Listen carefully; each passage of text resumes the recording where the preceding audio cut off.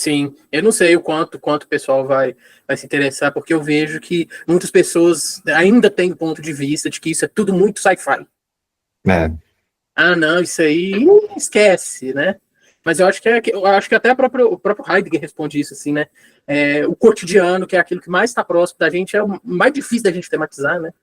Então, assim, eu acho que justamente porque essas coisas, como você falou, estão indo muito rápido e estão tão próximas da gente, que você pega no ChatGPT no celular, aí você fica sabendo que alguém foi demitido porque uma IA generativa já está ocupando o cargo dela, que a pessoa está se consultando. Eu acho que é tão próximo e está numa velocidade tão rápida que a gente não consegue entender o que está realmente acontecendo. Se fosse uma coisa distante, assim, se a gente tivesse perspectiva, a gente entenderia. Mas é tão próximo, tão rápido, está todo mundo usando tanto, sem falar da inteligência artificial, que não é generativa, né? Que tem GPS, que está em Uber, que a gente acha meio que como a gente está sendo introduzido aos poucos, porque cresce muito rápido, meio que a gente normaliza, né? Ah, não, mas é só uma generativa, é só uma imagem, é só um deepfake.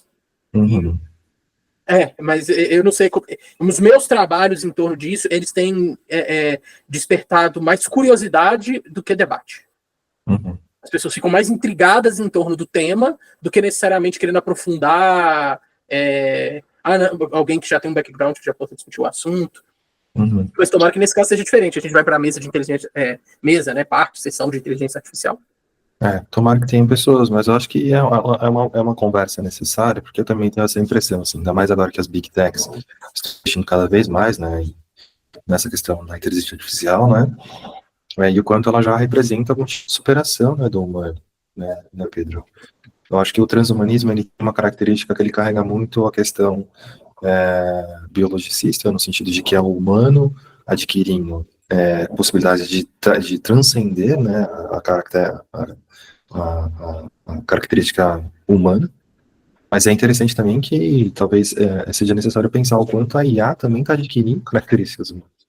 Então é um caminho que eles vão se encontrar, uma vez que a mímica, né, a emulação do humanismo quase um objetivo desses caras, né? Cada vez mais humanizado, cada vez mais parecido, assim, cada vez mais indiscernível, assim. E é como você falou, talvez muito brevemente o que vai acontecer é uma, uma demissão em massa, sabe assim, de uma mão de obra que já não é necessária. Nos Estados Unidos tem aquele carro que dirige sozinho, né? Tem os Teslas que também dirigem sozinho. É táxi lá, tipo Uber que dirige sozinho, assim, é absurdo. Você pode sentar no banco do motorista e ele vai dirigindo, assim. Então é uma questão que o Ricardo Antunes vai falar sobre a privilégio da servidão, assim. Quando ele vai discutir, por exemplo, o trabalho do futuro, assim, por causa justamente das tecnologias da informação e comunicação, que vem trazendo essa sensação de que a gente é o dono de si mesmo, o empresário de si mesmo, mas na verdade a gente é o escravo do Uber, escravo do iFood, escravo dessas coisas que nos exploram e ganham 50 vezes mais na frente da mão de obra ali. E ele vai falar sobre a renda básica universal. Então, assim, pode ser novo ou um assunto desinteressante para uma parte muito específica da filosofia, da fenomenologia e principalmente da clínica, que está pouco interessada nisso. O máximo que se interessa é algum tipo de especulação conspiratória, no sentido de que nunca seremos subtraídos ou ultrapassados por uma máquina, mas que eles não estão, justamente por conta das características humanas, só que eles não estão entendendo, eles não estão entendendo que ter características humanas é o objetivo da máquina. Quando a máquina conseguir fazer isso, que não é se, mas quando, seja daqui 10 anos de tecnologia, 20 anos de tecnologia, será tão bem feito, e será tão, tão bem emulado, que hoje em dia, por exemplo, quando a gente vai na indicação, na analista, ainda necessita e existe a necessidade de que existe um match entre o analisando e o analista. Só que você imagina uma máquina que consegue se adaptar com o algoritmo daquilo que ela já sabe que você consome, ela sabe que você gosta, ela sabe que você assiste, ela sabe que você compra pela internet, ela sabe o que você jantou ontem, ela sabe o que você almoçou ontem. Então, existe uma informação que é inalcançável humanamente, assim. E é interessante pensar que, por mais que existam umas questões fundamentais do transhumanismo, o transhumanismo ele adquire uma característica de superação da condição mortal, através da inserção de tecnologia e utilização. Mas quando a gente pensa, por exemplo, na questão da máquina tentando atingir características humanas, a máquina já é imortal. a máquina já é imortal. A máquina já supera o humano nesse sentido. Não é como desligar um botão, a gente assiste diversos servidores trabalhando ferozmente aí, gerando receitas bilionárias por uma máquina que trabalha 24 horas por dia, 7 dias por semana, né? Enquanto a gente precisa descansar, a gente precisa tomar uma água, a gente precisa de um intervalo, a gente não pode trabalhar mais do que 50 minutos ali, né? Porque justamente a gente tem que ir no banheiro. Nós temos necessidades humanas que uma tecnologia não tem. Então, é interessante quando a gente começa a pensar que, por exemplo, existe uma série de naturalização da utilização da inteligência artificial com uma certa extensão, né, da nossa capacidade, seja na hora de digitar uma mensagem, na hora de redigir um texto, na hora de fazer um trabalho. Mas o que a gente não percebe é que, por enquanto, pela máquina não ter características humanas, ela não consegue fazer isso sozinha. Mas em algum momento, talvez ela conseguirá. E aí o que vai existir, eu acho, é uma falha narcísica, né, freudiana, falando assim, né? Uma falha narcísica muito grande, assim, porque o que me parece é que quando as pessoas falam pra gente não discutir isso, acho que é sci-fi demais, é quase como se as pessoas fossem queimadas lá na Idade Média por dizer que a Terra não era o centro do universo, né? Era o Sol. Então é interessante que quando você fala de perspectiva, e a perspectiva ela é adquirida através da passagem do tempo. Só que a passagem do tempo, ela está condicionada também à evolução tecnológica. Então, à medida que a gente vai tendo perspectiva, ela já está em outro lugar, se fenomenologizando. Por isso que é muito interessante, né, pensar a tecnologia como uma fenomenologia, porque ela está o tempo todo se fenomenologizando. O algoritmo nunca para, ele nunca é o mesmo. Não tem como dizer o que é o ChatGPT. O ChatGPT já é outra coisa, daqui a pouco é a versão 5.0, daqui a pouco é 6.0, daqui a pouco pode ser uma coisa monstruosa, assim. E é interessante que talvez a gente já esteja, de algum modo, apontando para lá, mas a gente já está com a falha narcísica acontecendo. Porque, de algum modo, eu não sinto que eu tenho características ou recursos, nem financeiros e nem emocionais e intelectuais para a superação de uma máquina, sabe, do futuro. Então, pensar nisso agora já é, de algum modo, me preparar para uma coisa que está em vias de acontecer, assim, e tá tudo bem o pessoal achar que não. Afinal de contas, as pessoas precisam negar a própria morte para poder viver, para poder subir no avião, para poder, enfim, fazer uma viagem de navio, né, que não vai afundar. Então, assim, existe uma certa negação que talvez participe, inclusive, de uma proteção ontológica para o que o tempo já está apresentando para a gente. O tempo está apresentando, junto com a tecnologia, de que o ser humano é desnecessário. O ser humano é desnecessário. E eu acho que tem pouca gente olhando para isso justamente porque não quer acreditar que a gente é desnecessário. A gente só polui, a gente só estraga, a gente só mata um outro, só rouba, só tem ganância, só tem exploração. Aí vem uma máquina límpida, né, assim, que não consome energia, consome petróleo, não sei o quê, mas que consegue fazer o nosso trabalho quase de graça, com uma finesse, uma precisão 1 milhão de vezes mais precisa, já de instantâneo. Oi, Pedro, eu sei quem é você, que você gosta disso. Não, fica isso aqui, ele vai, pesquisa o que é cada símbolo, aí cada livro que tá aí na Amazon, tá ali conversando com você, você fala, eu queria conversar sobre o livro que eu tava lendo ontem. E aí você não precisa mais esperar eu ler, já terá no banco de dados todas as informações a respeito daquilo. Então, assim, é muito interessante, assim, tem um documentário, esqueci o nome, é um documentário de um tipo xadrez lá, coreano, lá, que os caras jogam, né? E é isso, né? Existe uma tecnologia de inteligência artificial que estava aprendendo a jogar do zero e começou a desafiar os campeões mundiais. E lá no Oriente, né? Na Ásia, Você deve estar falando do jogo The Go. esse mesmo, pegou. Esse mesmo. E aí tem esse documentário que é muito interessante. E, assim, é um documentário antigo já, Pedro. É um documentário acho que é de 2020, para menos, assim, né? Para mais antigo. E a gente tá falando de 5 anos depois, assim. E é uma máquina que vai desafiar os grandes vencedores, assim como a máquina hoje. Não existe mais o humano que enfrente a máquina no xadrez, porque é imbatível. É máquina contra máquina. Né? Então, é interessante pensar, durante esse documentário também, ele expressa justamente isso. Né? Não é possível que uma máquina vai ganhar de um ser humano num jogo extremamente humano. Só que a máquina aprende o jeito que o campeão mundial, 5 vezes campeão mundial, joga e consegue vencer dele. e ainda deixa ele ganhar uma rodada. E é interessante que quando ele ganha essa rodada, porque isso foi transmitido na Coreia, ao vivo, né, para as pessoas acompanharem o campeão ganhando, né, dessa máquina, enquanto todo mundo comemorou junto. Porque quando esse cara venceu da máquina, é a humanidade vencendo da máquina também. Assim, é tipo, quase como se dissesse assim, isso, o humano, as capacidades humanas não foram completamente obliteradas. O que é nosso tá guardado, né? O que é nosso ainda tá guardado. É tipo Copa do Mundo, brasileiro torcendo pro Brasil na Copa do Mundo, nem sabe que o Brasil não vai ganhar, mas a gente quer. A gente tá torcendo para ganhar, né? Sim. Então, é interessante, assim, enquanto esse documentário revela tipo, uma nação inteira que nega as capacidades da máquina, mas quando se vê de frente com ela, ou desafiado por ela, é inegável, assim, o quanto elas são rápidas, o quanto elas são capacitistas mesmo, assim, né? Elas são capazes de pegar tudo aquilo que a gente demora anos, muitas vezes, para aprender, e fazer assim, né?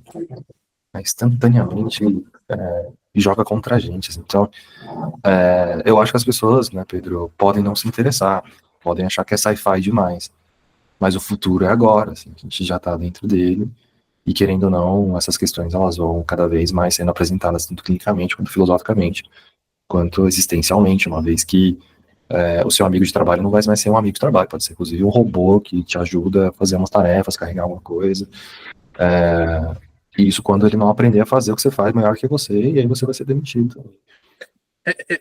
Eu queria trazer duas coisas assim que eu lembrei, começar do final. Primeira, que você falou, no final das contas, seu colega de trabalho não vai ser um colega, né? Vai ser um algoritmo lá que tem uma capacidade de processamento violenta, né?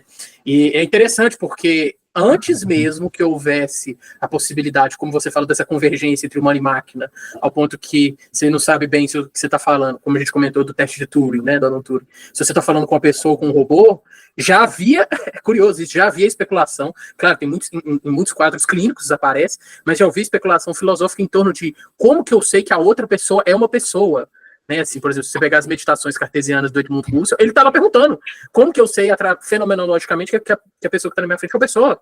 Como que eu sei? Eu não experimento a intencionalidade dela, quer dizer, eu não experimento os noemas dela, né? Quer dizer, eu não sou aquela consciência intencional. Então, como que eu sei que ela é uma consciência intencional e, portanto, uma pessoa? Né? Então, assim, me parece que a inteligência artificial vai levar isso para outro nível, né? Porque sem ela, a gente já estava se perguntando se os outros não são máquinas. Se os outros não são bichos disfarçados, se eles não estão possuídos por aliens, espíritos malignos. A gente já olhava para os outros e falava assim, será que é gente que nem eu? Sei não, tem um comportamento aqui, tem certos tique nervoso, tem uma coisa ou outra aqui que não parece muito de gente, não. Agora, com a inteligência artificial, essa dúvida que nós já alimentamos há muito tempo vai ser redobrada, né? Quer dizer, assim, agora a gente vai ter motivos tecnológicos, palpáveis, científicos, para desconfiar se o meu vizinho não é uma máquina, não é um... brincando com esses filmes de terror ou de comédia, que não é alienígena, né? Não, os sci-fi, né? Isso, não está possuído por uma coisa que é estranha a mim, né? E a outra coisa que eu queria dizer é quando a sua observação em relação ao meu comentário talvez as pessoas achem que isso é tudo muito hiperbólico para ser levado a sério agora, né? E você trouxe algumas razões, eu concordo com todas. Eu estava pensando no que o Sartre trata da má-fé, né? Talvez a máquina vá colocar em xeque ou trazer para a gente muito na nossa cara a nossa má-fé, né? Que o Sartre fala, nós somos todos, vamos dizer assim, né, para simplificar, meio coisa e meio liberdade, né? Assim, nós somos em si para si, né? Só que ou a gente tenta negar todo o nosso em si, o nosso aspecto de coisa, e a gente quer dizer, não, eu sou pura liberdade, eu sou pura negatividade, nada me determina, que aí pode ser esse aspecto de proteção psíquica em relação à máquina. Máquina é só algoritmo, eu sou pura liberdade, eu sou pura negatividade, nenhuma determinação positiva do mundo me diz respeito.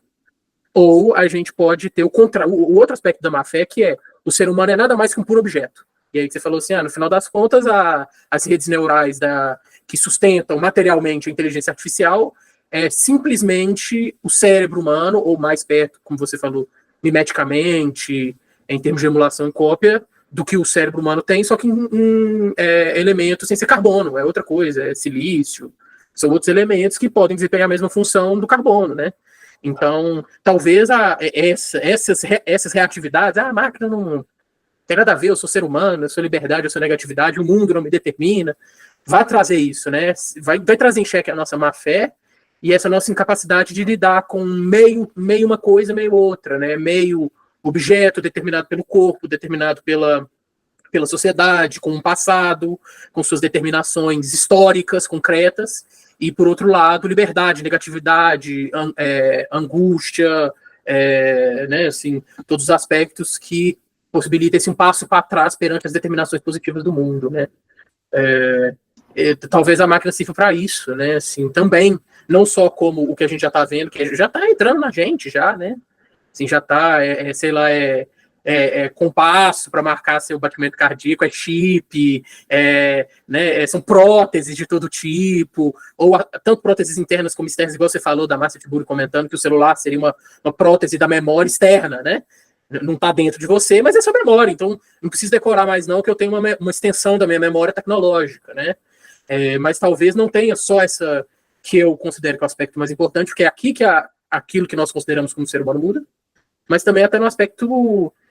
E se a inteligência artificial fosse só um experimento mental? Se a gente só imaginasse que talvez um dia existisse algo, o que isso diria sobre quem nós somos agora? Né? E talvez dissesse algo em relação a essa nossa má-fé, né? Não adianta tentar fugir para a pura liberdade da negatividade, nem para a pura determinação das coisas. Né? Que eu acho que é muito difícil, né? A gente está sempre nessa... Né?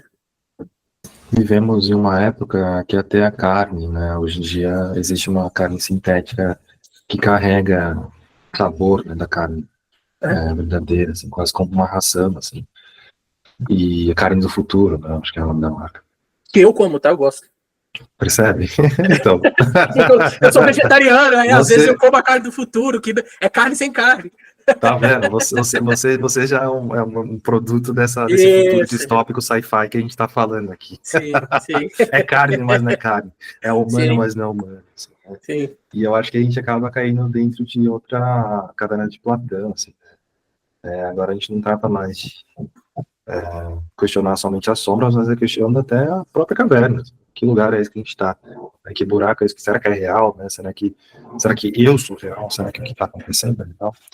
Então, o que me vem, né, quando a gente começa a pensar nessas características da máquina, mais do que um terror tremendo, mais do que a gente fala, não, a gente precisa regular isso aí, porque isso aí vai subir, vai crescer, vai ficar maior do que nós, assim, né? Eu acho que isso pode causar, na verdade, uma grande inveja. Talvez alguém te fala, puxa, mas por que eu não aprendo como uma máquina? Por que eu não sou como uma máquina? Por que eu não sou tão bom quanto uma máquina, né? Inveja, que vontade de ser isso. O que também está conectado com o transhumanismo, uma vez que o ser humano talvez queira adquirir cada vez mais capacidades e características da máquina, que inverte um pouco a nossa relação de poder que temos atualmente, uma vez que a gente se sente superior à máquina. Mas e quando a máquina for superior a nós, né? De que modo existirá essa relação? Não no input, né? Eu prefiro acreditar ainda que o humano sempre vai ser demasiadamente humano e tudo mais, e que a máquina jamais conseguirá. Até porque senão você perde seu emprego, né? Você perde emprego, perco o emprego, já pensou? Porque não pode dar moto para concorrência, né? Porque é isso que eu ia falar, né? Veja só, Pedro, nós não estamos no mesmo lugar agora. Você está na sua casa, eu estou na minha casa. Existe algo da virtualidade que pertence a esse encontro, e o quanto isso pode, inclusive, se a gente for compartilhar, acessar a casa das pessoas, assim, seja através do celular, seja através da tela da televisão, o quanto já existe uma certa virtualização daquilo que sou, e o quanto isso pode ou não ser mimicado, o quanto isso pode ser imitado, o quanto isso pode ser emulado, uma vez que, se a gente pega 25 anos atrás, quando eu jogava, sei lá, PlayStation 1, e os caras pareciam um monte de quadrado, um monte de polígonos, né, assim, e a gente falou, nossa, como isso parece real. Mas era muito explícito, por exemplo, se você tentar fazer um boneco no PlayStation 1 do Roberto, se você tentar fazer um boneco do Roberto no PlayStation 5, né, assim, e a gente tá falando de 4 gerações de diferença, né, de uma tecnologia, e a gente tá só falando de videogame ainda, mas o quanto isso possibilita já hoje uma simulação, uma emulação quase perfeita disso que eu tô tentando fazer. Quase como naquela outra discussão que a gente teve, né? Talvez aquele Jesus Cristo emulado lá no Twitter que respondia as pessoas tenha sido o mais próximo de Jesus Cristo que a humanidade tenha chegado. Porque a máquina fez um trabalho fantástico e ela pegou tipo, todas as versões da Bíblia para dizer o que um Jesus Cristo responderia, né, assim, e ainda pegou, sei lá, as feições e os trejeitos de um Jesus Cristo que estava ali respondendo perguntas em tempo real. Então, existem limites do que a gente pensa que é humano, ou do que nos faz necessariamente humano, que não permite, por exemplo, o efeito papagaio. Assim, né? Como que o papagaio fala? O papagaio escuta, repete, e você fala, cara, eu tô falando com a minha avó, né? Minha avó tá aqui falando, minha avó já morreu, o papagaio fala com a minha avó. Então existe uma questão, assim, por exemplo, o filme, quando tem o avanço tecnológico das CGIs, né, assim, cada vez mais reais, você fala, cacete, né, isso aconteceu, não aconteceu, ele conseguiu, sei lá, o Harrison Ford conseguiu mesmo pular, ó, velho desse jeito do trem, igual ele pulava no Indiana Jones antigo. No Indiana Jones novo, o Harrison Ford encontra o Harrison Ford novo através da inteligência artificial e da CGI. Então, assim, é curioso como a gente negar isso é quase como ingênuo demais, assim. A tecnologia veio para ficar, a tecnologia ela avança num passo galopante que talvez eu diria pelo menos 1 milhão de vezes mais rápido que o ser humano, mais astuto e inteligente, assim. E se a gente fala do ser humano, um ser humano mais astuto, a gente está falando de assim. A máquina, ela pode simplesmente no Ctrl+C, Ctrl+V, ou uma aba que você abre, assim, ter 2, 3, 4, 5, 6, 7, sabe lá quanto, assim. Então é inegável os efeitos que isso pode ter, tanto na questão do labor, quanto nessa questão dos limites que hoje a gente enfrenta como clínicos do virtual e presencial.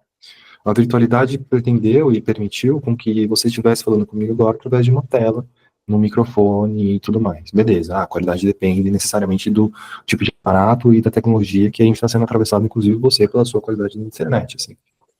Mas esse recorte, esse quadrado aqui, ele é muito fácil de ser emulado. Você não consegue emular o meu cheiro, você não consegue emular o meu toque, você não consegue emular essas coisas. Mas, por exemplo, quando a gente pensa o celular da Marcia Tiburi como uma extensão externa da memória, eu percebo isso, por exemplo, em pacientes com luto complicado, que utilizam do celular como uma maneira de acessar o WhatsApp e trocar uma ideia com as pessoas que já faleceram, seja para ouvir e reutilizar e repensar esses áudios que estão ali, porque veja, é quase como se houvesse uma data, né, uma informação dessa pessoa que permanece apesar da morte dela, por mais que ela não tenha escrito um livro, por mais que ela não tenha feito um filme, existem diversos vídeos ali e tudo mais. Então É é um interessante. avatar virtual da pessoa, né? Um É um avatar avatar virtual né? dessa pessoa disponível para a pessoa sempre que ela quiser. Então é interessante pensar o quanto os limites podem chegar nesse lugar, porque às vezes a gente fala assim, pô, eu queria muito pedir o conselho da minha avó, né, cara? Assim, mas ela já morreu. Já pensou se uma inteligência artificial generativa consegue, de algum modo, através da foto da sua mãe, desse deepfake, da voz dela e dos dados que tem numa mensagem, estabelecer ou prever ou criar, por causa desse input, uma resposta possível da sua avó baseada no que a sua avó respondeu de verdade? E assim, isso é tão amanhã, isso é tão agora, que eu quase consigo encostar nisso. Claro que quando a gente pensa no transhumanismo, quando a gente pensa em uma tecnologia que pode, de alguma forma, revolucionar e dominar tudo, a gente pode estar, o Pedro Beck está viajando, beleza. Mas isso é inegável, isso é quase palpável, isso já é amanhã. Daqui a pouco a gente está conversando com avatares de pessoas mortas, daqui a pouco os avatares de pessoas mortas, os grandes atores, estão ali contracenando com atores e você não vai nem conseguir discernir, assim. Então, e é louco isso, porque é quase uma má fé mesmo. Como é que você vai negar aquilo que já está na nossa cara? Olha isso aqui. Isso aqui já é, de algum modo, virtualidade. E se você pegasse esse vídeo jogasse e falasse, cria uma conversa com o Beto, assim como ele criou com o Pedro, esse é um input, acabou, é informação. Isso é informação. Coisas que o ser humano sempre faz. Informação. Na outra conversa que a gente teve, a gente levantou isso em relação ao trabalho do luto, né? E aí você comentou agora do Harrison Ford, e teve o do Will Smith também, que era o Gemini, eu acho, que também ele contracenava com ele mais novo. E a gente teve aqui no Brasil, foi o caso da Elis Regina, eu acho, não é? Que utilizaram uma IA generativa para aparecer na propaganda, né? Então, assim, é interessante porque foi aquilo que a gente comentou da última vez. Provavelmente alguém já está fazendo isso. Alguém já criou o avatar virtual doente desaparecido. Em algum lugar, provavelmente, alguém já fez isso. E eu particularmente, eu não tenho muita destreza em IA generativa. Mas assim, eu imagino que alguém já razoavelmente inteirado nisso, um nativo digital, sei lá, que já. Eu imagino que eu seja capaz como você falou, combinar ali uma imagem gerada, alimentar com um banco com os dados, sei lá, que seriam mais ou menos correspondentes à vida da pessoa, e dialogar com a pessoa. Né? Continuar a história que terminou em tese, agora já não terminou mais, né? Porque, assim, igual você falou, a conversa de WhatsApp, tanto materialmente a conversa de WhatsApp, como metáfora ainda está aberta, a conversa ainda está aberta, né? Assim, você ainda lê a interação com a pessoa até o momento que você sabe que, vamos dizer assim, fisicamente ela partiu, mas talvez a inteligência artificial devidamente alimentada e preparada, ela possa agora ser o sucedâneo da pessoa, né? Agora ela transcendeu pro digital, né? Ah, não, agora, peraí. Eu vou continuar conversando com meu pai, com minha mãe, com meus avós, porque eles estão um avatar, né? Eles adquiriram um outro corpo, um outro modo de existência digital. Igual você falou, que não caga, que não tem bafo, que tá ali o tempo inteiro. E se você pensar, por exemplo, nas questões do machine learning, assim, ela pode até errar quem é a tua avó. Aí você pode corrigi-la e a partir disso ela não errar mais. Minha avó nunca diria isso. Minha avó diria tal, tal, tal, tal, tal. Sabe assim? E aí vai alimentando a máquina o tempo, input, até. Opa. Não, eu acho que isso é tão interessante porque até quando a máquina não fosse sua avó, ela poderia muito bem ser sua avó, porque é comum a gente virar para uma pessoa e falar assim: hoje você tá estranho, não tô te reconhecendo, antes você não era assim, o que aconteceu com você? Então a própria experiência humana já tem a quebra de padrão, né? Pô, 6 meses atrás você estava totalmente diferente. Olha como é que você está agindo agora, né? Por exemplo, quando eu parei de comer carne, as pessoas falaram muito isso para mim. Uma quebra de expectativa. Então, até no momento em que a máquina não for fiel ao seu aspecto reprodutivo, ainda assim, ela pode ser muito bem vovó. E a vovó também mudou. A vovó também, às vezes, falava umas coisas meio sem noção comigo. Às vezes ela metia o louco, né? Depois ela é isso mesmo. Mas, ó, só pra ter uma noção, assim, também, quando você falou da carne do futuro. Como é que foi comer a primeira vez e como tem sido o uso agora da carne do futuro? Pô, interessante, hein? Olha, eu acho que a primeira coisa que vem à mente, tanto para mim, quanto a primeira vez que eu comi, quanto outras pessoas que comem carne e que experimentam a carne do futuro, é o quão ela é capaz de, duas palavras certas, mimetizar e emular a carne de verdade. É isso, né? Então, assim, o quão capaz ela é de fingir que ela é outra coisa, né?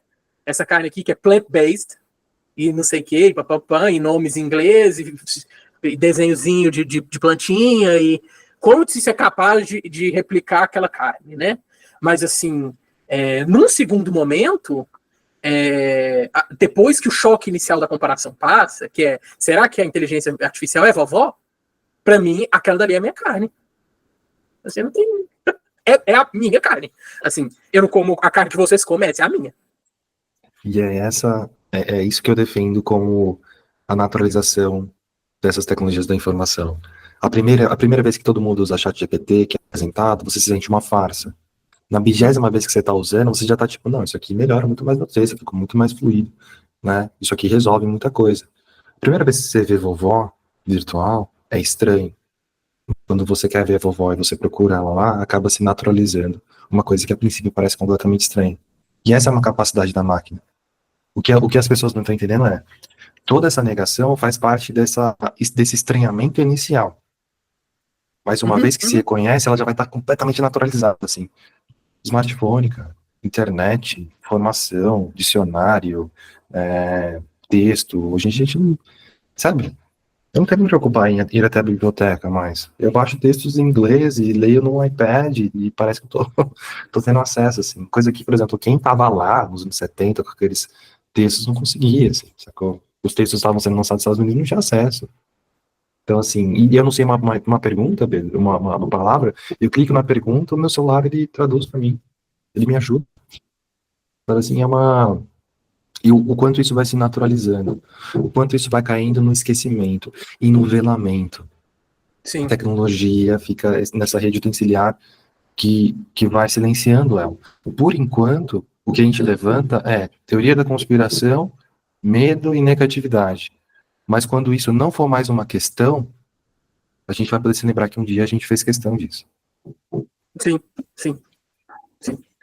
O Vitor Franco, ele comenta nos livros dele que quando o avião estava se tornando popular e tal, viagem de avião estava se tornando popular, tinham pessoas que falavam que o ser humano jamais conseguiria viajar de avião. Porque a velocidade era muito grande, o corpo humano não estava preparado para isso. Assim, aí o Vitor Franco fala, não, o ser humano tem uma capacidade muito grande de se adaptar às coisas. E a gente efetivamente viaja de avião. E agora a gente está tentando fazer viagem, né, de foguete espacial, né, nave espacial, né, tentando popularizar. Então você dá, como diz, um bate-volta no espaço, né? Você vai lá em cima. Katy Perry foi lá para a estratosfera, sei lá. Então, assim... Toda grande revolução, assim, ela é acompanhada de uma grande dúvida, né, assim. Eu duvido muito, não vai acontecer. E eu acho que é isso que faz parte, sabe, Pedro, dessa primeira reação negativa de quem acha que a máquina não vai chegar, ou inclusive se ultrapassar, o que a gente está levantando aqui como questão. Quer dizer, novamente, aquilo que eu falei, que eu acho que é só uma questão de proximidade, né? Tão óbvio que a gente não consegue ver, que é, você já citou 2 eventos passados, você falou que tem um tempo, que é a superação da máquina, né? Se eu não me engano, quando uma inteligência artificial ganhou do Kasparov no xadrez, e ganhou do pentacampeão mundial de Go, né? Já superou, né? Já superou. Então, assim, é só a gente não tem perspectiva suficiente para, talvez porque talvez o clichê da filosofia heideggeriana, do pensamento heideggeriano, é o nosso mundo, né? E quando você tá pro seu outro mundo, você não vê ele, você só vai atendendo as requisições dele, você só vai, ó. Você não vê ele. Você não tematiza o mundo tematiza tudo para você, tudo aparece de acordo com o mundo. Então você vai lá, ó, só na hora que emperra, aí você, então já foi, quer dizer, já estamos ultrapassados? Eu achei que era... Opa, os caras acabaram de lançar os psicólogos inteligentes artificial, só falar lá, entrar lá. É tipo Netflix, você entra a qualquer hora do dia, cacete. Isso. E tem um amigo meu que recebeu uma oferta, né, procuraram no WhatsApp, que tinha uma inteligência artificial que poderia aprimorar o atendimento dele. E aí seria essa capacidade de uma inteligência artificial de ser alimentada e processar muito rapidamente certos dados. E aí, por exemplo, você colocar, sei lá, uma espécie de relatório de caso clínico na inteligência artificial e ela processaria rapidamente e te daria uma indicação ali rápida, né? Ó, isso aí provavelmente sei lá, diga isso. A capacidade da inteligência artificial, o ChatGPT de interpretações é fantástico, assim. Ele tem interpretações que eu não conseguiria ter nem se eu lesse Freud de trás para frente, ou a questão das análises, né, a voz. São fantásticas, assim, as associações que ele faz do sonho. Fantásticas, assim. Muito bom. Inclusive, só para terminar, inclusive no momento a gente poderia, sei lá, fazer um teste aí, imagina? A gente não poderia fazer uma experimentação aí da gente com o ChatGPT, conversando com ele, pedir para ele interpretar o sonho, trazendo um caso clínico. Eu, você e o ChatGPT discutindo um caso clínico, imagina? Quem se sai melhor? Quem tira melhores insights disso? Eu não aposto em mim. Eu prefiro apostar em mim, né? Pra me trocar por um chat GPT. Não, beleza. Certo, Pedro. Muito bom, obrigado. Não sei se a gente vai acabar divulgando, mas se a gente divulgar, fique claro que se você quiser participar lá da questão do simpósio, né, do NUCAF, nós iremos apresentar na íntegra, né, ali, né, essa discussão no dia 10 de maio de 2025. Beleza? Tamo junto. E que o Pedro vai vir no núcleo apresentar também essa questão do transhumanismo também pra gente. Beleza? Olha, Pedro. Tchau. Tchau.